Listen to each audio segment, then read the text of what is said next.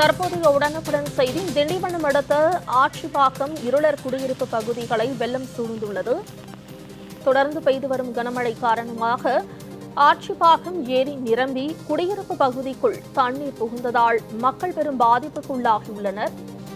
கூடுதல் விவரங்களை செய்தியாளர் கலீஃப் அப்துல்லா வழங்க கேட்கலாம். விவரங்களை பதிவு செய்யலாம் கலீஃப் அப்துல்லா. வணக்கம் மோனிஷா. வங்கக்கடலில் நிலவிய கீழடுக்கு சுழற்சி காரணமாக விழுப்புரம் மாவட்டம் திண்டிவனத்தில் 2 நாட்களாக தொடர் கனமழை பெய்து வருகிறது. இந்த கனமழையின் காரணமாக பொதுமக்களின் இயல்பு வாழ்க்கை முற்றிலும் பாதிக்கப்பட்டுள்ளது.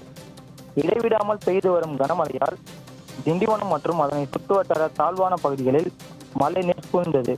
இந்நிலையில் ஒலக்கூர் ஒன்றியத்துக்குட்பட்ட ஆட்சிப்பாக்கம் கிராமத்தில் சுமார் 20க்கும் மேற்பட்ட இருளர் குடும்பங்கள் சுமார் 30 ஆண்டுகளுக்கு மேலாக வசித்து வருகின்றனர்.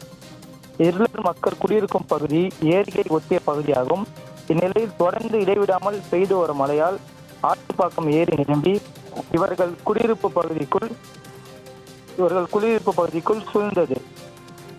இதனால் கடும் அவதி அடைந்து வருகின்றனர். இந்த பகுதிக்குள் விஷ ஜந்துகள் நடமாட்டம் அதிக அளவில் இருப்பதாகவும் அந்த ஏரியில் முறையான கால்வாய் வசதி இல்லாததால் ஏரி நிரம்பி இருளர் குடியிருப்பு பகுதிகள் சூழ்ந்துள்ளது.